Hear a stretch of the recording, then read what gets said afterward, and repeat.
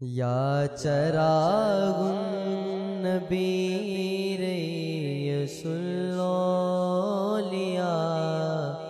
آپ کا در تو شاہوں کا یاد امام دربار الاولیاء۔ ہے۔ اعوذ باللہ من الشیطان الرجیم، بسم اللہ الرحمن الرحیم۔ الا ان اولیاء اللہ لا خوف علیہم ولا هم یحزنون۔ خوش آمدید کہتے ہیں آپ کو ہمارے پروگرام یاد امام الاولیاء۔ ناظرین سامعین، آج ہمارے ساتھ موجود ہیں قاری محمد اسماعیل نقشبندی صاحب۔ ان سے سوالات کرتے ہیں اور آپ کی حیات مبارکہ کے حوالے سے اور معلومات حاصل کرتے ہیں۔ جی قاری صاحب، کیسے ہیں آپ؟ جی الحمدللہ، شکر اللہ، ٹھیک ماشاء اللہ۔ قاری صاحب، مجھے آپ یہ بتائیں کہ آپ کی پہلی دفعہ پیر صاحب سے ملاقات کب اور کہاں ہوئی اور آپ بیعت کیسے ہوئی پیر صاحب؟ جی فیضان بھائی، یہ تو بہت میرا معاملہ یہ ہے کہ میرے والد گرامی ماسٹر محمد رمضان صاحب چونکہ پہلے سے ہی حضور قبلہ پیر سے چراغ النبی شاہ صاحب کے بیعت تھے اور الحمدللہ ان کے خلیفہ مجاز بھی ہیں، تو ان کی وجہ سے ہمیں یہ سمجھ لو کہ یہ ماحول جو ہے ان کی نسبت سے ہی ہمیں مل گیا۔ جب سے ہم نے ہونچ سنبھالا ہے اپنے آپ کو حضور قبلہ پیر سے چراغ النبی شاہ صاحب کے در پر پایا، اور اس وجہ سے اس نسبت سے اور باقاعدہ یعنی کہ جو ہم اس کے اندر سلسلے کے اندر جب بیعت ہوئے ہیں اور میں ہوا ہوں بیعت راہ سلوک کی منزل پر بیعت ہونے کے لیے، میں نے اپنے والد گرامی سے کہا تو 1996 میں یعنی کہ میں باقاعدہ حضور قبلہ پیر سے چراغ النبی شاہ صاحب کے ہاتھ پر دستے اقدس پر میں بیعت ہو گیا، تو الحمدللہ 1996 سے سلسلہ چل رہا ہے۔ ماشاء اللہ۔ اچھا قاری صاحب، مجھے آپ یہ بتائیں، یہ استاد بھی ہیں مدرسے جی میں، جس مدرسے کی بنیاد آپ حضور قبلہ پیر سے چراغ النبی شاہ صاحب نے رکھی، تو آپ مجھے بتائیں کہ آپ کو ایک تو کیسا محسوس ہوتا ہے مدرسے میں پڑھا کر، اور اس کے علاوہ مجھے بتائیں کہ بنیاد کب اور کیسے رکھی؟ الحمدللہ مدرسے کے اندر یہ تو ایک دین کی جی یہ تو بہت ہی ایک خوش قسمتی کی بات ہے کہ ایک تو قرآن پاک کی تعلیم اور اوپر سے آل رسول کا بنایا ہوا مدرسہ اور ان کی نوکری، ان کی خدمت میں جانا، یہ تو میرے لیے باعث مسرت ہے۔ میں یوں کہوں گا کہ میری زندگی کے سب سے حسین لمحات جو ہیں وہ جب میں قرآن پیر و مرشد کے ادارے کے اندر حضور قبلہ پیر سے چراغ النبی شاہ صاحب کے جامعہ چراغیہ زمردیہ کے اندر جب میں پڑھاتا ہوں، سب سے حسین لمحات ہی میرے وہ ہیں، اور اس کے اندر مجھے سکون ملتا ہے، چین ملتا ہے، اور یہ بیان سے باہر ہے یہ باتیں کہ جب ہم یہ ذکر قرآن کے اندر جب بیٹھتے ہیں تو یہ لمحات جو ہیں وہ یہ بیان سے باہر ہیں۔ الحمدللہ بہت سکون، اطمینان قلب ملتا ہے وہاں پر۔ ماشاءاللہ۔ اچھا قاری صاحب، مجھے یہ بتائیں کہ پیر صاحب نے جب مدرسے کی بنیاد رکھی تو سب سے پہلے کس کو کہا تھا بنیاد کے لیے؟ اس وقت کیونکہ قاری عبدالعزیز صاحب جو جامعہ چراغیہ زمردیہ نقشبندیہ کے محتمم بھی ہیں تو اس وقت وہاں پر موجود ہیں، انشاءاللہ یہ آپ کو بتائیں گے قاری عبدالعزیز صاحب۔ ماشاءاللہ، وہ تو قاری صاحب سے ہم جانیں گے کہ وہ کیسے بات ہوئی، کیا بات ہوئی۔ اچھا مجھے قاری صاحب یہ بتائیں کہ اب عرس مبارک پیر صاحب کا رہا ہے، جیسے کہ ہم تمام نشستوں میں سارے ہمارے سامنے ناظرین بھی سنتے آ رہے ہیں کہ 26-27 نومبر ہر سال عرس مبارک ہوتا ہے حضور قبلہ پیر سے چراغ النبی شاہ صاحب کا اور حضور قبلہ پیر سے نذیر حسین شاہ صاحب کا، اس کے بارے میں آپ کا کیا موقف ہے، آپ کیا کہنا چاہیں گے؟ فیضان بھائی، یہ آپ نے بہت ہی پیارا سوال کیا ہے، تو اس کے بارے کے اندر میں یہ کہنا چاہوں گا،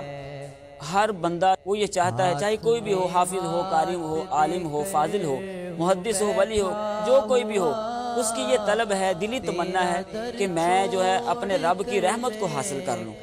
اور رب کی رحمت جو ہے حاصل کرنے کے لیے تو اللہ قرآن میں ارشاد فرماتا ہے کہ ان رحمت اللہ قریب من المحسنین، کہ بے شک اللہ کی جو رحمت ہے اس کے نیک بندے جو ہیں، محسنین جو ہیں، ان کے قریب ہے۔ تو لہٰذا ہم اللہ کی رحمت کو حاصل کرنے کے لیے ہمارے پیر و مرشد قبلہ پیر سے چراغ النبی شاہ صاحب چونکہ اللہ کے ولی بھی ہیں، کامل مرد کامل بھی ہیں، اور نواس رسول بھی ہیں، آل رسول بھی ہیں، تو ان سے بڑھ کر اور ولی کون ہو سکتا ہے جو نواس رسول ہو؟ تو لہٰذا ہم اللہ کی رحمت کو حاصل کرنے کے لیے اللہ کے فرمان کے مطابق آپ کے دربار پر حاضر ہوتے ہیں۔ اچھا قاری صاحب، عرس مبارک کے حوالے سے میں نے سنا ہے کہ آپ نے کچھ تحریر بھی فرمایا، کلام بھی لکھا ہے، ایک تو ہمارے ناظرین کو وہ بھی سنائیں۔ جی انشاءاللہ۔ عرس مبارک کے حوالے سے میں بھی یہ کہنا چاہوں گا کہ عرس مبارک پر آ کے نعمتیں برکتیں حاصل کریں، اور ایسا کوئی شخص نہیں ہے جو عرس مبارک کی نشست میں شامل ہو اور دل میں کوئی مراد ہو اور وہ پوری نہ ہو، ایسا کبھی نہیں ہو سکتا۔ تو سیدوں کا در ہے، وہ آپ بھی سلام اللہ علیہ کہ آپ کے بچوں کا در ہے، ماشاءاللہ، اس پہ جو ہے آپ جو بھی اپنے دل کی مراد لے کے جائیں گے وہ پوری ہوگی۔ جی قاری صاحب سے کلام سنتے ہیں۔ عرس مبارک آیا آیا، عرس مبارک آیا، عرس مبارک آیا آیا، عرس مبارک آیا،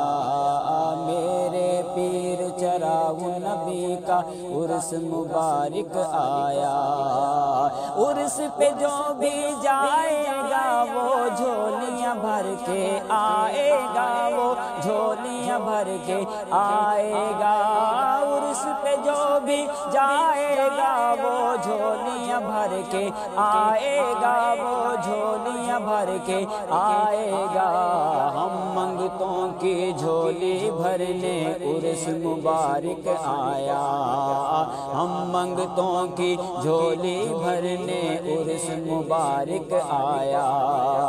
ان کے کرم کی بارش ہاں مجھ عاصی پر بھی ہوگی، مجھ عاصی پر بھی ہوگی، ان کے کرم کی بارش ہاں مجھ عاصی پر بھی ہوگی، مجھ عاصی پر بھی ہوگی، میرے گناہوں کو دھونے ہاں عرس مبارک آیا،